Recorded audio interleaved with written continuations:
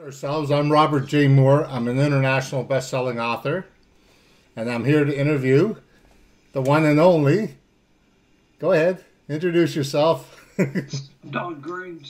I'm CEO of Napoleon Hill Foundation. I've been in this position for going on 19 years. I was a bank president for 20 years previous to that, so I've been around a while.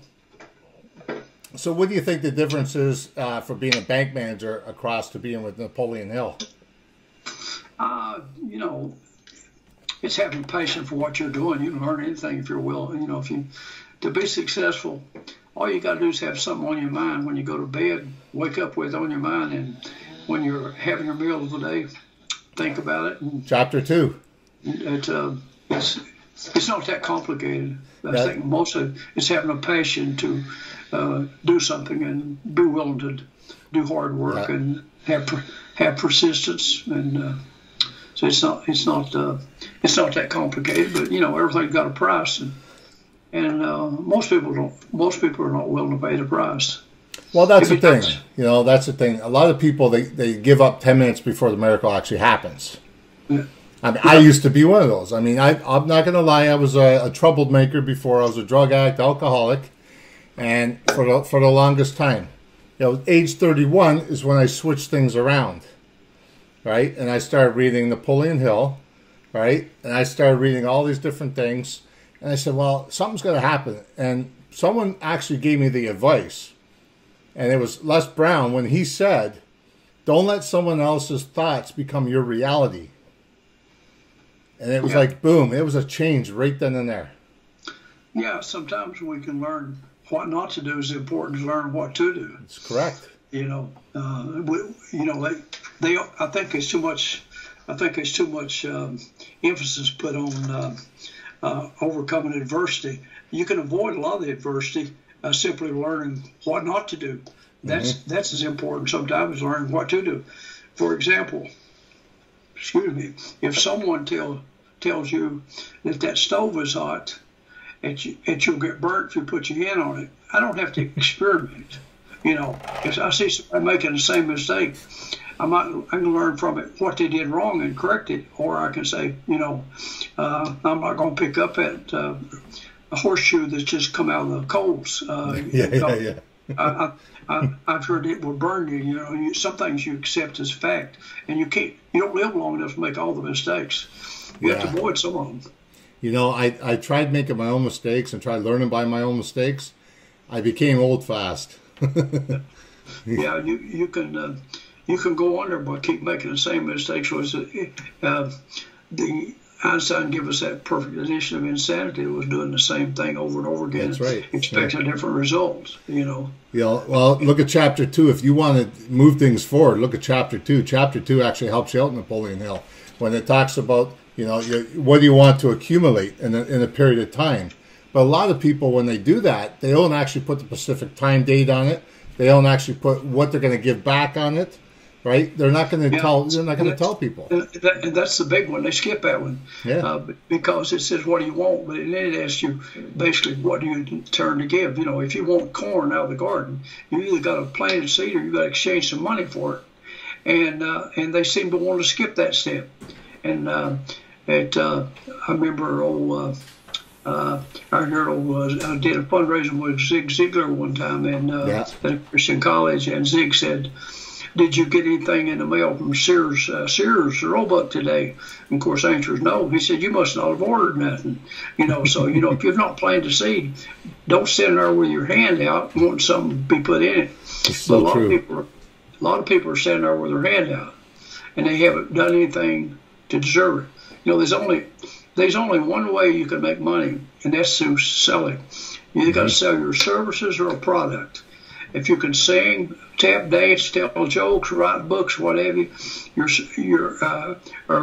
do a labor, and otherwise you're left there. And so many people don't have anything to offer to exchange for money. They want the money, but they don't have anything to give to receive the money. That's correct. See, I started off with just writing my first book, and that didn't go nowhere at first. Now I'm on my 5th book, and 3 of my books I've actually won awards for, international awards, and became best-selling author. which I visioned. I said, you know what? It's going to go to the top. Now that I've done, like, this is my latest one. Here's my latest award, and Magnetic Entrepreneur, right? Okay. That's my latest award.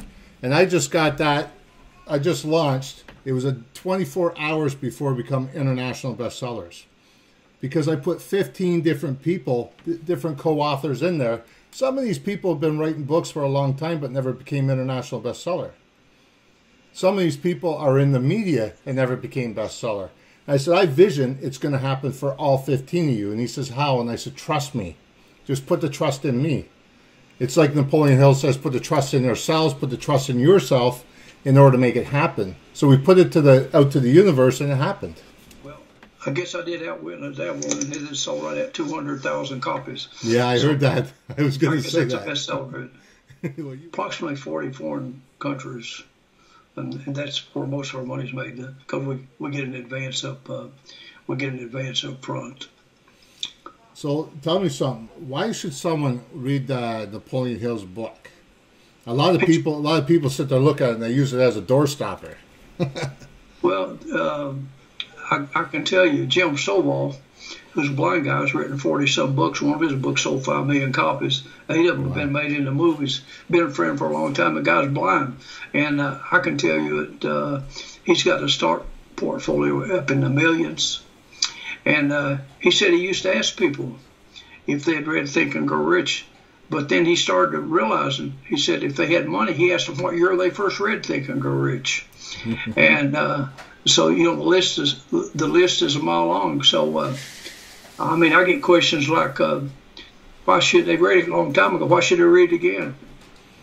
Well, Bob Proctor swears up and down by the book. Yeah, right? I know. I've been with Bob before. Yeah, I understand. But there's also people like Billy Ray Cyrus, musician, the Draymond John from Shark Tank. The list is a mile long. You know, people in the business world and even people like Jack Canfield, Victor Hansen, Tony Robbins, they all got their start reading Think and Grow Rich. Yeah, that's right. Tony Robbins' book, Waking the Sleeping Giant Within. If you'll buy the 1960 copy of Success to a Positive Mental Attitude, that was the exact words of the subtitle. Success, Positive Mental Attitude, Awaken the Sleeping Giant Within was the subtitle of that book. So lots of people got their start. Cheryl Lecter read it when she was 19. She's in college. There's this distinguished bunch of people read the book. Mitt Romney ran for president. It was given to him by his counselor when he was doing missionary work with the Mormon Church. He told him to read it and discuss it. And the reason some books you read to find out if the boy gets the girl or if the uncle dies and leaves them money. But in a book like Think and Grow Rich, we can take that information and we can write our own ending. We don't have to wait to read the end of the book. We can write our own story, and that's the important thing. And the reason we read it more than once is, Robert, I don't know about you, but I didn't get all my ABCs the first time. I skipped some of them. I didn't get all my multiplication tables. But if someone comes up and says, Robert, what's 8 times 8? It's 64. It's in your subconscious. And how did we learn it? By repeating. That's right. Say it over and over again until it becomes a part of us. And we read the material again. The material has not changed since 1937, but we've changed. You read my book, you read your books, you read Les Brown's books, you read these other people's books. So we look at things in a different light because we've changed. We've matured more. We've had more exposure. We have more life experiences. No, the material's not changed.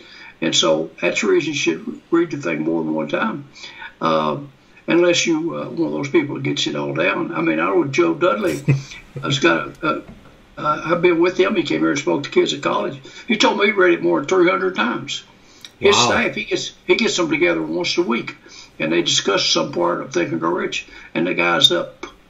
I was invited to his birthday party, and I couldn't go. I sent one of the trustees. But Joe's in his 80s, I think, and and still active in his business. He's got the largest minority-owned cosmetic company in the country. In fact, he went over and did a large business venture with Nelson Mandela Nice. in Africa, and give thousands of people, women, jobs, and set up a cosmetic factory in Africa with Nelson Mandela. Very nice.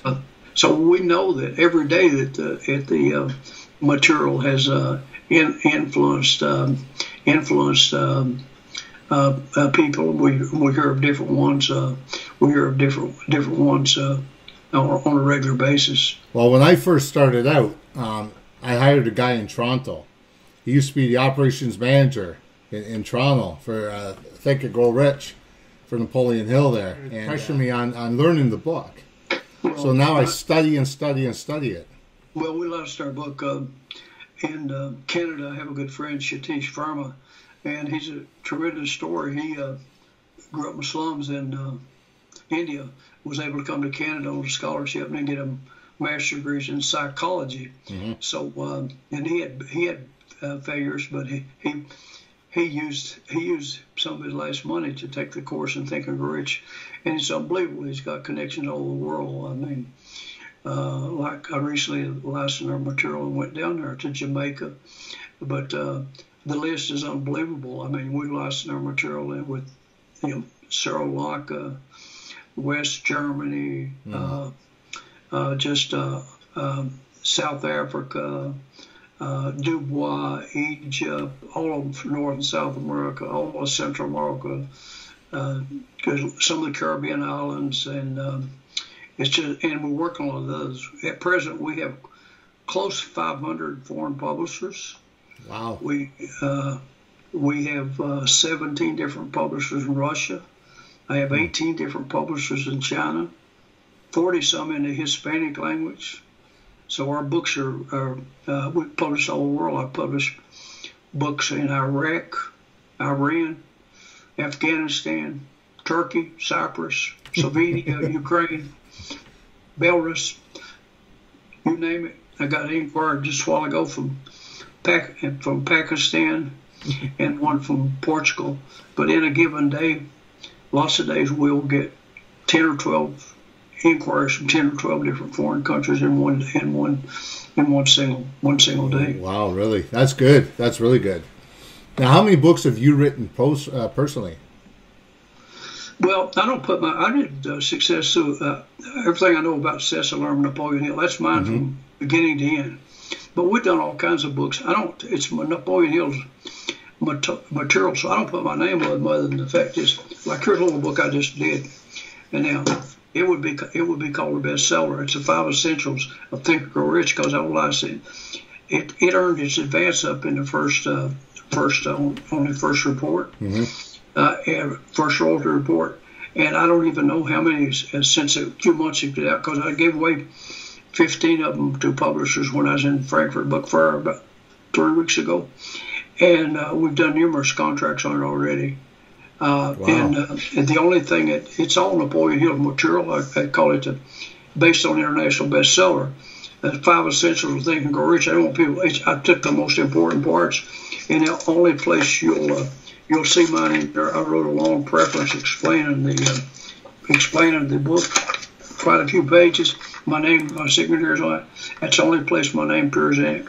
It's here's from the guy on Shark Tank, Judge on the Shark Tank said, if I had to recommend one book, it'd have to be Napoleon Hill's Think and Grow Rich. But it's all his material. It's easy to read for young people. It's got a lot of nice pictures in it, got quotes, historical pictures of war. It's really, really done well. In fact, nice. I'm working on another book for a publisher. I worked on it last night. I think I accumulated about 4,000 words. It's due January 2nd. It'll be a book on wealth. W-E-A-L-T-H, which most people think is money, but money's a prime component. But that's right. These other things compose wealth. It's our health and our faith and our friends and so forth. But that's it.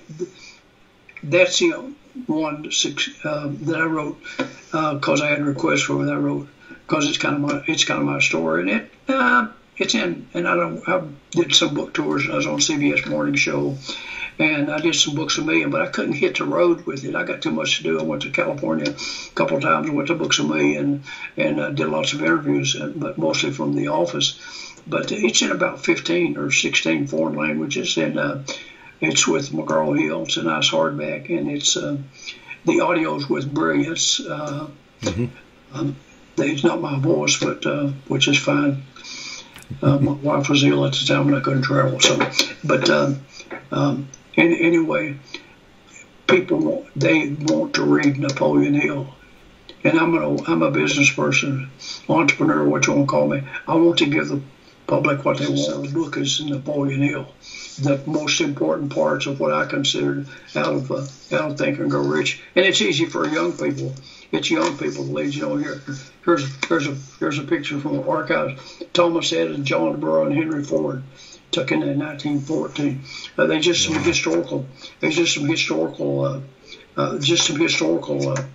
Pictures in here, like a Thomas Edison, 1906. The story of the Coca-Cola. You talked about the enchanted kettle. It made the Coca-Cola. Took the ingredients and made Coca-Cola. There's an old picture of a kettle in there. So the young people read that book with a picture like Hill covered the Wright brothers' flight. We actually have a newspaper clipping. It said the young cub reporter by the name of Napoleon Hill covered the flight of the Wright brothers. And so we tell a little bit of that story in there, but there's a nice colored pictures of that plane, a colored picture, black and white picture of that plane taking off in the full page in the book. So it should be interesting to read to young people. In fact, I mailed out 10 today when I went to lunch to a priority box because the guy wanted to give them to some young people, and he put up a good store. We don't try to sell books out of the office, but occasionally we'll get somebody who's really got a good story, and we'll fix up 10 or whatever. If it's in the 50s or 100s, we let them pay us for them, let the publisher mail them out, because we don't have the staff to mail one book out at a time. I tell you, I'm honored to be studying the book myself for over and over and over. I don't stop. I continue doing the book. Right? It's not, to me, it's not just a read and you put it aside. It's a study. Well, I drive a Lexus and a pickup truck, and both of them have got things in the side door, and I just stick a Think and Grow Rich in that door. And so if I'm at a red light or if I'm waiting on somebody, I got a few minutes, I can always open my thing up and read a few lines. Because I use the quote from Mark Twain: people that don't read, they're no better off than people that can't read. There you go. And the good majority of the people don't read. It's true. They don't read. I mean, they simply, once they get through school, I heard a guy say one time the saddest words he ever heard was a boy got his diploma, and as he got his diploma, he cursed and said, "I've read my last book." Well, it's not. I'm on the board of the University of Virginia and have been, God, seemed like 20 years, continuous. And the exercise really where they give you a diploma, it's really, the proper name is commencement, meaning a new beginning. Not like graduated. Graduated is when they put you on the ground. You're gone. Yeah. You've went to another plane. Okay, it's a commitment. It's commencement. It means I'm getting a new start. I'm gonna go out there and I've learned some stuff. Now I'm gonna go out there and see if it works. I'm gonna apply it, and I'm gonna take what it does, because the knowledge without, it's not what they told us. Knowledge is power. It's not POWR. It's potential. It's only worthwhile when you use it. You can memorize everything in every course in a college, and you will not make no money off of it. You got to go in Jeopardy or something. You got to do something with it. True. You know, it's like if you're married, your spouse says, "Here, Robert." She writes down about 10 things. Said, "I'm gonna make the best cake you've ever eaten." And you go down to the store, you get them, and you bring in ingredients, you put them on the table. Ain't nothing gonna happen. So she mixes them things up and decides that it needs to go 400 degrees, it needs to go for 35 minutes or whatever, makes some decisions, put together. Robert's not going to be eating no cake. That's right. He have all the ingredients there, and it's all in the books. But But what the value of it is what you see a line and says to you, where can I use that? Mm. And if you know me, you wouldn't realize I can almost do nothing. I told that to my daughter one day. I can't fix. My dad was an electrician in the coal mines. He could fix a car, the farm tractor, pocket watch. He could fix it. I can't fix nothing. They wouldn't even let me hang a picture in the office. I have no mechanical talents whatsoever. I was complaining to my only daughter one day. She's a CPA, and I said, "Your dad can fix nothing."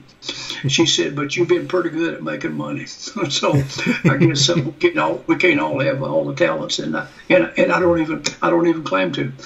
But what I learned to be good at a long time ago was I can find somebody can do it, and I can go on to something else, because you can accomplish very little. I've been blessed with a wonderful staff. Since we have about 25 books with a company, a publisher called Jerry, J-R-R bookstore, in Saudi Arabia. And I always love the books, and they come in. Our contract calls for 2 books, and they send them to us, and comes in and thinks it's on outside kingdom of Saudi Arabia. But since we've been doing business over, I don't know where we've had any influence or not, but I do know that in the news, women can now drive cars in Saudi Arabia, and they can attend sporting events. Now that might not be a big deal over here, but in Saudi Arabia, I would say that's a big deal. So there's hope for the world. And that's beautiful. And books is a good way to do it, because, Robert, people all over the world have the same wants or needs: food, clothing, shelter, security, progress for their family, and so forth and so on. We may have different skin textures, speak different languages, and so forth, but they basically down to us. The feeling the need to be appreciated is the strongest desire any human being alive has, and there's really not that much difference in us. We're more alike than we are difference, but we can harp on those differences and create nothing but trouble, and it's a lack of understanding, and I think we get a lot closer through books. I'll admit to being a little bit prejudiced, but we've made lots of friends. I've had people come here from Macedonia. Okay, people don't work. Professor, and as a result of that, he brought a guy from Voice of America, and I did a Voice of America interview, and I could watch the screen, and he told the number of people, shows clicking on it. Hundreds of thousands of people saw that interview. And of course, I've done other Voice of Americas, but when the guy came from Macedonia, the professor, he brought me a couple of books that had been done in Macedonia. But I also know a little about the history, because that's where in Corinthians Paul left after Christ was crucified. He went there and he made several trips. And I've also published books in Armenia. That's a little bitty country, about 1.5 million people, I believe. They had genocide, and most of the people got wiped out. But it's the language that Christ spoke. It's a tremendous story, and I've actually, when I was in Pasadena doing a part for a movie, I met a couple that invited me, and they had a tremendous story. I had let them years before use quotes on a pizza place. I didn't even charge them. They used Hill quotes, and they made a China plate, and the guy delivered pizzas when they fled. He went to Italy and then to the United States. He delivered pizzas on a bicycle. And though he was in the construction business, building houses, he always wanted a pizza place. So he had built one serving organic foods, and he used China plates. You go on a pizza place, you're used to getting stuff in a pasteboard box, and it was an upscale place. And I had trustees with me, and he would not let us pay. And he had a beautiful wife. But he had done so well, he had opened another one. And of course, his wife was an accountant. She was looking after the restaurants, and he was running his business. But they deliver them pizzas to you. And the fact is, I got 6 of the plates he gave me to bring back with me.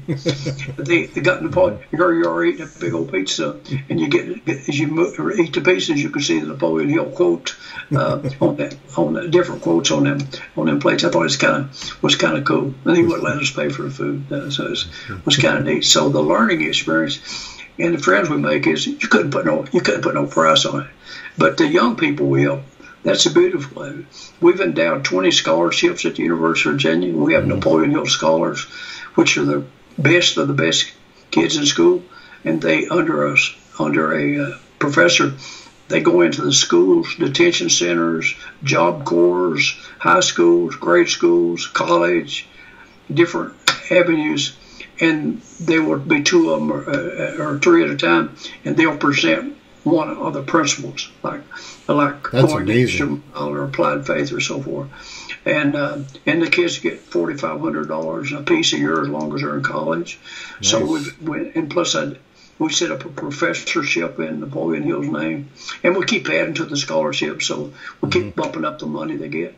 And we've done that over a period of time, a couple million dollars.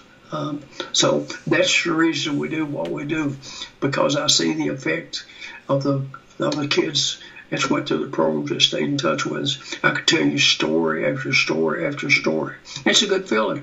I don't need that. It is. When you see another person achieve because you're helping them, you could just sit back and let it ride, you know? Well, you know, I guess for a long, long time I've heard people say, you know, a guy's leaving a legacy, left a legacy or something. No, that's partly right. But I think a proper word is live a legacy. Well, I enjoy seeing what I did while I'm still here. I'm assuming things will be going after I'm gone. They went on before, sure. So you know, the world will flip over. Your legacy is still going until you're deceased. Check out. But I have seen the effects. Zane's will have his CPA here next year. His sister worked for me 6 years. She was valedictorian in high school. I hired her in high school. She worked for me. She's now a pharmacist. Another little girl worked for me 6 years. And in May of this next year, she'll have a PhD in medicine.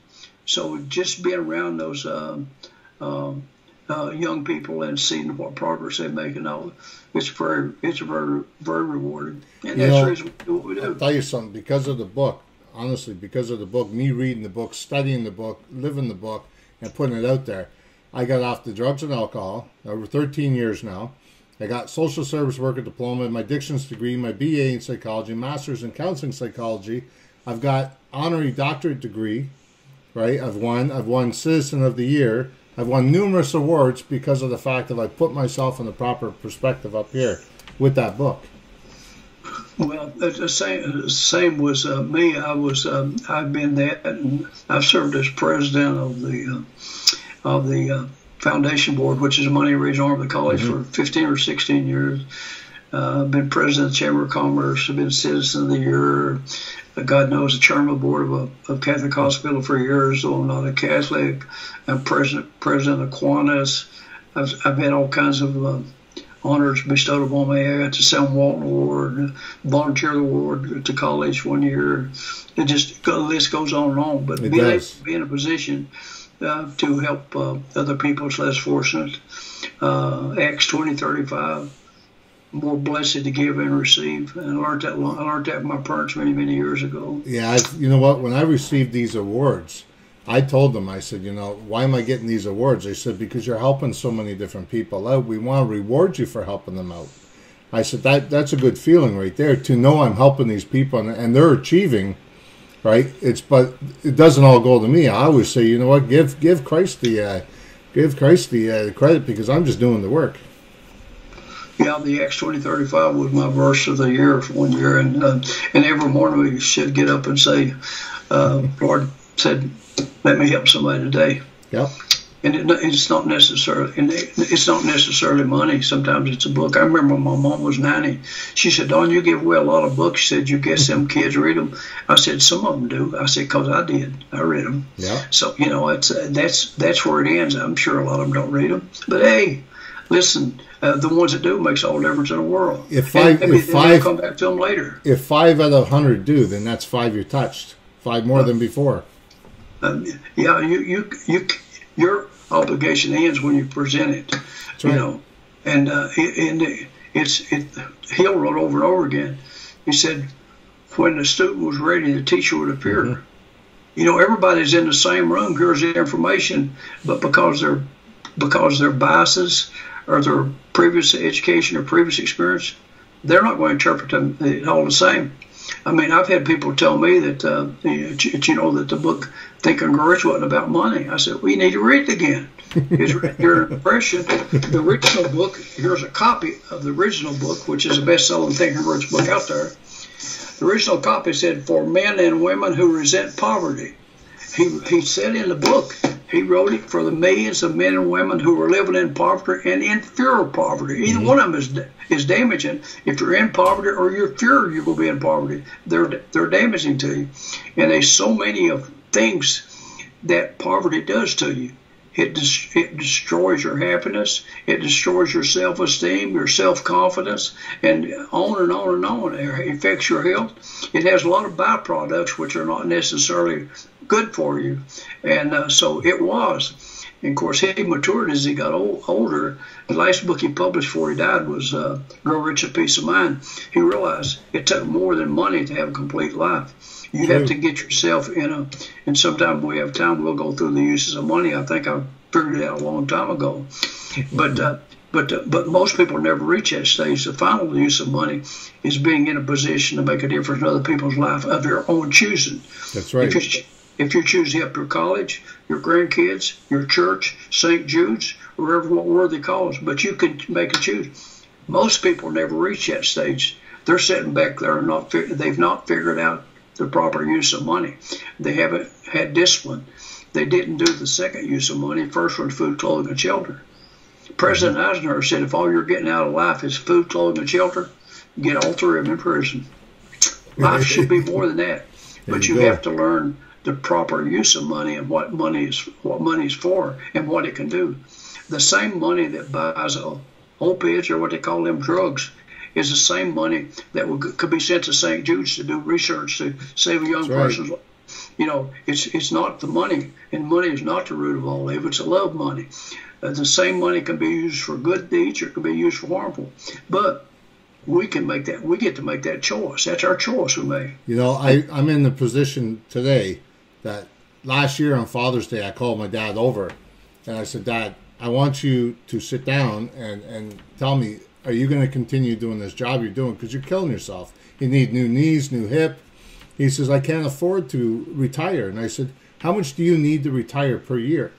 He gave me an amount, and I said, how about if I give you that money per year, would you retire? He started crying. He says, my son's going to retire me? And I said, Dad, you looked after me.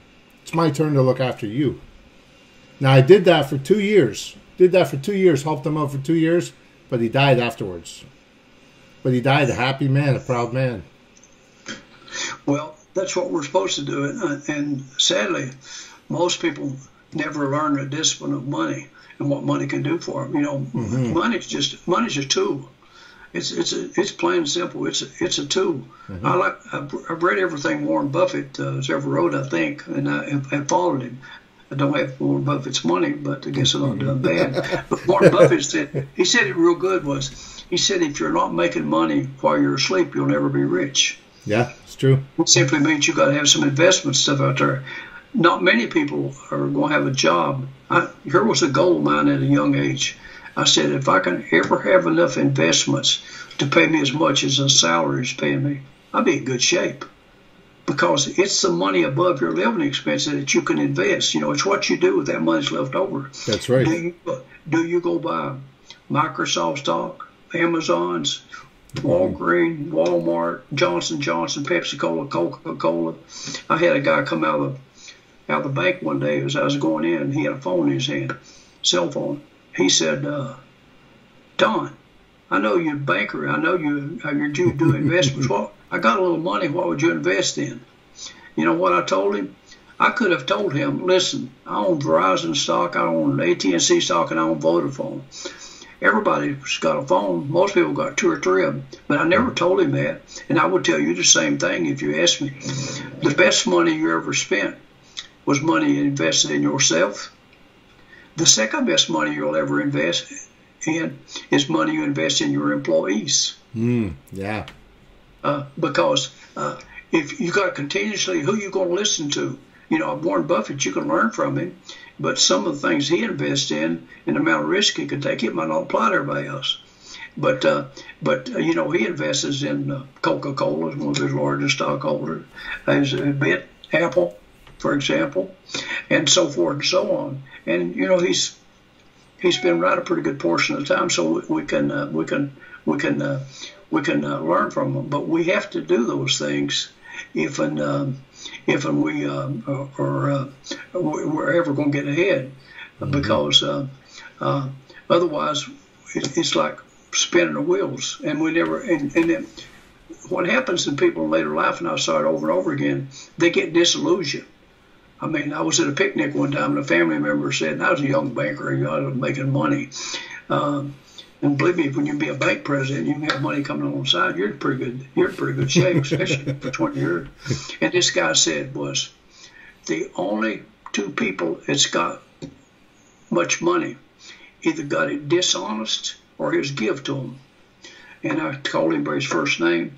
He's dead now. I could say it, but I called him by his first name, and I said, with that attitude and that belief, you'll never have much money, because some of us have worked hard, and we've done the right thing. We've been blessed, but we've worked hard and we've been rewarded. But as you get, this guy was older. He's already retired, and he had made good money throughout his lifetime. But he never learned to buy a little bit of stock.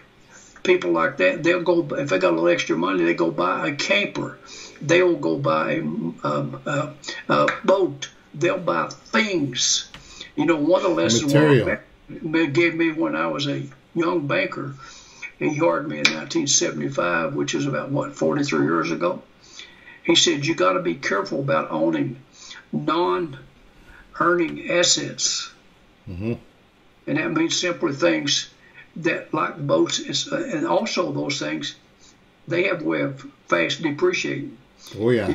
If you buy a boat or some motorcycle, unless you're a specialist in it, the chances, if you had it a few years, if you get half your money out of it, you'll be lucky. Not only do you don't get half your money out of it, it never made no money. At least you could put it what day the money market account we got paying 2.29. That's not a lot, but that's more than spending it. That's right. But if you'd own Microsoft or Johnson & Johnson, and the list is a mile long, over a long period of time, Cracker Barrel, for example, if you'd have put a few $1,000s in Cracker Barrel back when they started, it's probably $250,000 a day. Wow. So the list goes on and on, and the answer is diversify. I don't tell people what to do but there's a line in the Bible says, if you have any wealth while on earth, to put it in 7 or perhaps 8 places, lest you not know what calamity may befall you while on earth. That means simply diversify. I mean, right. You could have third-grade education and understand. That means don't put all your eggs in one basket, as Mark Twain said, but Mark Twain died broke, so his advice is not real good. He's more of a comedian than he was giving good advice, I think. My daughter's in college. I was always sending her books after I read them. And she told her mom one day on the phone, said, Daddy keeps sending me them books. He don't know how much studying I got to do. I know they're good books. He said, I don't have time to read them, but said, I read what he's underlined. So she's taking a shortcut, but she's also an avid reader. There you go. When we hang up, you sit down with a pencil and you think, now who's the five most successful people I've ever been around? I don't necessarily mean money. And you will discover one trait. They're all avid readers. And that's I can provide my list, and I would assure you they're all avid readers. Like I said, I've studied 40 of the top achievers in the world. And you're one of them I studied, right? And there it goes right from Jim Rohn, right across, right? Ziegler, I mean, come on. I mean, these are the powerful people they all read. Yeah. Every single one powerful person out there has read. They're all telling you the same thing. Somebody asked me once, I know Ziegler, when he passed away, a couple of newspapers called me, but it was in 2002 or something. Anyway, I did a fundraiser with him at a college up in Pennsylvania. And someone took our picture, but anyway, he signed it and it framed it, sent to me, and it said, Don, God loves you, and I do too. Zig Ziglar, and put the date on it. So I thought, I ought to hang it up in my office. So I'm out front. It's a hanging in my office. I said, if you were sure you'd see I've got one from Mr. Stone. Oh, And wow. we all called him Mr. Stone. But I was going through the material, and we got stuff. You know, Hill wrote for so many years, so much material at that we've got his speeches and recorded stuff and all. It's on reels. We converted CDs and then transcribed them. But there's a big old picture of Mr. Stone at the White House with Ronald Reagan, and it's at the White House with a flag in his office, and it says to Clem, best wishes, Ronald Reagan. Nobody called him Clem except Ronald Reagan. I mean, believe me, it's jobs because of him. He put me on the board. I got letters framed that he sent me, and I wrote him, which is a good lesson. And sometimes our ship don't come in. We have to swim out where it is. They didn't contact me. I contacted them and told them what I was doing. They invited me to dinner in Chicago, and I couldn't wait to meet Mr. Stone. And he asked me to be a board member after we'd had dinner, and we talked a while. But nobody called him except. In fact, there's a college president by the name of Jack Early. Jack did our material for years after he served as president of Limestone College in South Carolina, another college out in Nebraska. But anyway, he was retired when he worked for Mr. Stone. He helped train salesmen. He told me one time he was in Mr. Stone's office. Mr. Stone thought if you reach over and pick up the phone like this, that you're wasting time. He hit a button, put the speakerphone on, so he could keep on writing and taking notes and so forth. So he didn't answer the phone. So Jack's in his office one morning, sitting across the desk from Mr. Stone, and the phone rung. He hits a button and he says, "Clem, this is Ronald Reagan." Said, "I need some help." And he said, "What do you need, Mr. President?"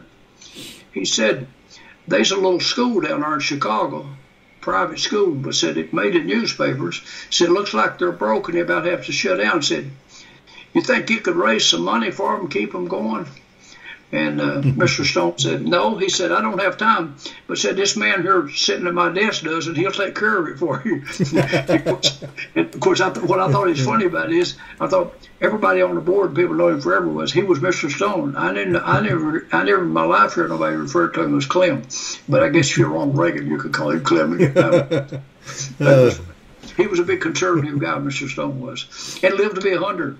We was at a board meeting one day, and he said he's going to live to be 100. And I wanted to ask him so bad I couldn't stand it. I didn't have a nerve enough to ask him. One of them other guys did, said, "How's that, Mr. Stone?" He said, "I got a whole list of stuff to do." And he said, "I'll be 100 before I get it all done." And he lived to be 100 and made out his he called it celebration of his life. People he wanted to attend his celebration of life, and my name was on the list, and they called me. I was not going. I was a bank president at the time, but after that I said, "Man, I got to go. You know, I'll regret that if I don't." But it was Paul Harvey spoke. Of course, Jack Early, the guy I told you about, spoke and worked for him. Nixon's cabinet was there. I mean, I think every one of them was there. Robert Schuller was there. Paul Harvey spoke. Of course, he gave Robert Schuller $1 million to start the Crystal Cathedral in California. So it was truly a celebration of life. There wasn't nobody there. I mean, it was just they had harp music and some talking and served heavy hors d'oeuvres, and it was really a celebration. But he lived to be 100. And his wife was there. She was 98 or 99. She lived to be 100 also, but she was in a wheelchair at the time. But it's kind of historical to me to see all them political people there and all, and the people that he attracted. I never saw so many limos at one gathering in all my life because I took a taxi from the airport to where he lived. Yeah. And put his house up for sale. Shortly after he died, and they listed for $12,500,000. I don't know what it brought, but it was on Lake Michigan. Wow! So it was a massive house, and I don't know how much acreage is with it, but it was real close to Northwestern University. But he was a real story, and probably he took the material and done as much with it as anybody. Mm-hmm. from reading Think and Grow Rich from where he was to where he ended up being very shortly after, giving it to everyone that salesman and so forth. Every person that went to work Mr. Stone got Think and Grow Rich. Nice, nice. You know, when I started reading it, I put vision out there. I'm going to share a stage with Les Brown, Bob Proctor, Raymond Aaron, and a bunch of other people. And I've done that. I've shared stage with these guys, right? And it made me feel good because then Bob Proctor, he's going to do a forward for me in one of my books. And he says, Robert, no problem. I'll do that for you. He says, look how far you've come. It made me feel good because, you know, I don't realize how far I've actually come because I'm so interested in helping other people at the same time.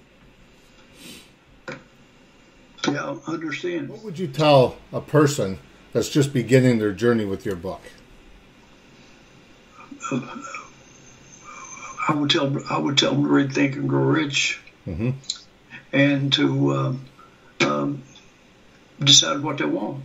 You know, I mean, and saying I want a lot of money, that's not good enough. Be specific. Yeah. You know, you got to sign dates to it. Otherwise, you're just dreaming. Everybody dreams.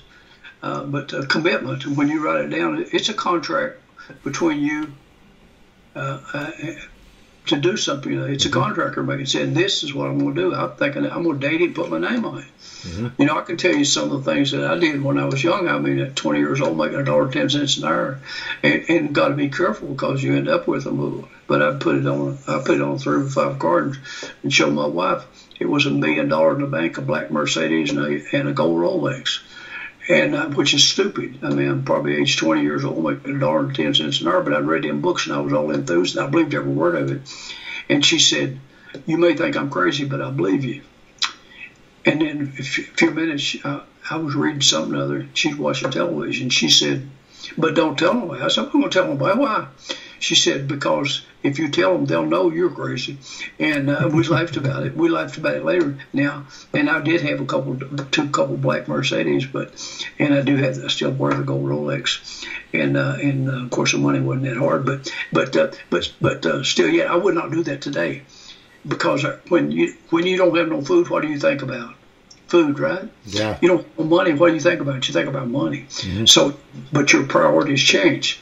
There's a lot more to life than those things, but not when you don't have anything, you know. And so it taught me to set goals and to work for them.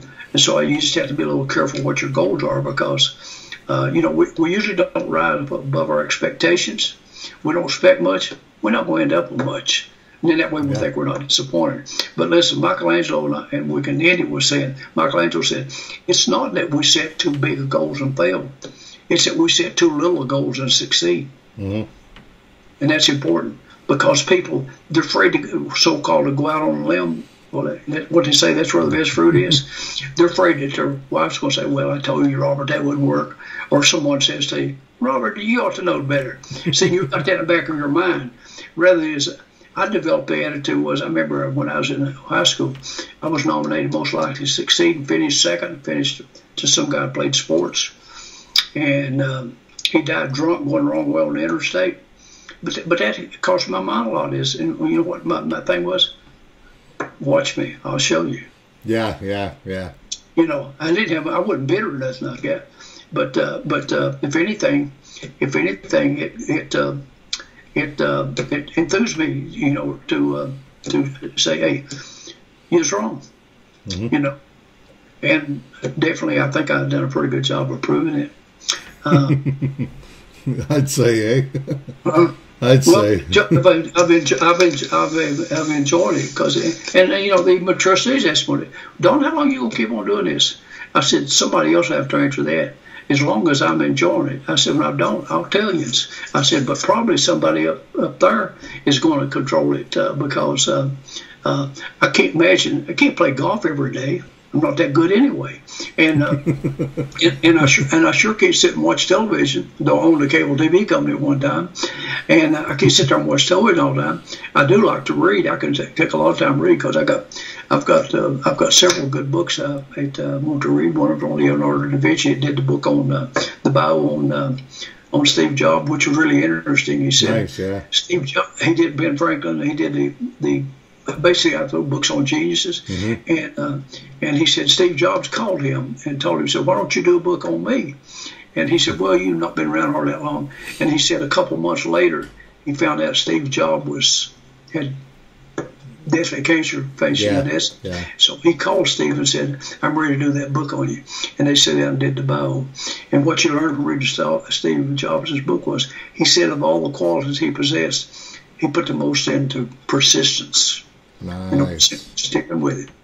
Sticking with it. Just like our book I did with Greg Reed and Sharon Lecter, 3 Feet from Gold. Persistence. Mm-hmm. It's a quality that will make up for a lack of talent, intelligence, and all kinds of other things. Is simply call it grit. In fact, I had one of the professors, business professors, he said, would you come in and lecture my class? And he said, just on one topic. I said, what's that? And he said, grit. I said, yeah, without it, you know, you're not going to succeed because you're going to say, well, you know, I should have tried that. That's too, you know, and we learned that lesson a long time ago is things that come in front of us, we can either call them stumbling blocks or stepping stones. We can use them to stop us or propel us. But the thing of it is, we get to make that choice, and it's fun about it. That's so true. That's so true. Making the choice, making the decision is important. That little book we have, Your Greatest POWR by J. Martin Covey, it sold 1 million copies. Wow. And we keep, nobody has the rights to it, the English or Spanish, because one publisher, one book distributor, he bought it 8 times last year and probably 7 or 8 this time. I don't remember, because I remember from our yearly reports we had 8 different orders from it, and they ranged from 3,000 to 20,000 each time. And it's 96 pages long. Your prior choice. That's what separates some animals. We can decide to get up or not get up. We can decide to smoke or not smoke. But after a while, those things that we're doing, they become habits. True. And the habits make us who we are. And it doesn't matter whether they're good habits or bad habits. We're going to pay a price for it. We're going to pay a price or we're going to get a reward. But the good thing of it is, we're the one who gets to decide. And we just better make mostly good ones. Otherwise, we're going to be them people that complains, oh, the rich don't pay enough taxes. Do you know that? I mean, about everybody knows that. They don't. You only got to make $400,000, I believe, being the top 1%. But the trouble is, half the population don't pay taxes at all. That's the problem. But you never get elected to public office by going around and saying that. Isn't that the truth? Yeah, well, sometimes I think people vote for what people tell them what they want to hear or not what they need to hear. A whole lot of difference in that. What you want to hear and what you need to hear. Maybe two different extremes. One of our good friends that we know says, if you want to be a winner, hang around winners. Instead of you want to be a loser, just guess what? That's the reason that saying comes in, misery loves company. People want to hang around their own types. But I would choose and say, try to pick yourself a bunch of winners, and you can be more likely to be one of them. That's right. That's the way to do it. The way I see it, if I want to become somebody, I got to hang with the people that are becoming. Robert, I could talk to you all day, but I got another schedule here I got to get in. No worries. Okay.